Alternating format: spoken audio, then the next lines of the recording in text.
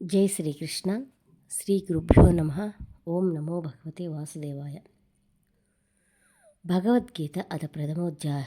అర్జున విషాదయోగ. పాండవసేనలోని శంఖనాదం చేసిన వీరులను ఈ శ్లోకములు చెప్పి ఇద్దరితో ఆపుతున్నాడు. ద్రుపదో ద్రౌపదేయాచ సర్వసః పృథివీపతే సౌభద్రచ్చ మహాబాహో శంఖాంతద్మం పృథక్ పృథక్.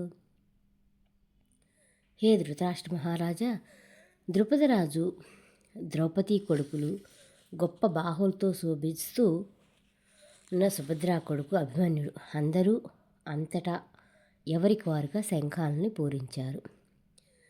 ద్రుపదరాజు ద్రౌపదీ కుమారుడు ఉప పాండవులు 5 మంది, గొప్ప బాహువులు కలిగిన సుభద్రా కుమారుడు అభిమన్యుడు వీరందరూ శంఖాలను పూరించారు.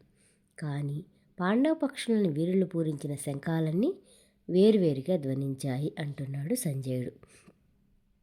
కౌరవులు క్రమశిక్షణ రాహిత్యానికి, పాండవులు క్రమశిక్షణకు ఈ శంఖారావాల్లోని వ్యత్యాసాలే అర్థం పడుతున్నాయి.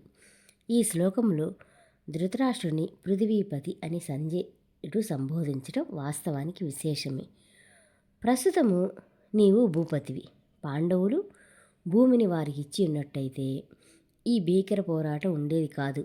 కానీ నీవే పృథ్వీపతిగా శోభించాలనుకున్నావు. ఇక ఆ స్థానం ఉండబోదు, నీకు రాజ్యం మిగలదు, నీవు రాజుగా ఉండలేవు. అందుకే చివరిసారి పృథ్వీపతి అని పిలుస్తున్న కళ్ళు ఎలాగూ తెరవలేవు, మనసునైనా తెరిచి చూడు. వాళ్ళ రాజ్యాన్ని వాళ్ళకి అప్పగించడం క్రమము సక్రమము లేదా అంతా అక్రమమే, అధర్మమే. ఇది సంజయుని పిలుపులోని అంతర్భావము.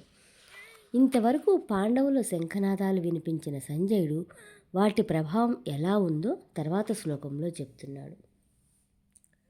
మనం గీతను అర్థం చేసుకుంటూ మన జీవితాలను ఉన్నతంగా మలుచుకోవటానికి, నా ఈ గీతా ప్రయాణంలో తోడుగా ఉండటానికి సబ్స్క్రైబ్ చేసుకోండి. స్వస్తి. జై శ్రీకృష్ణ.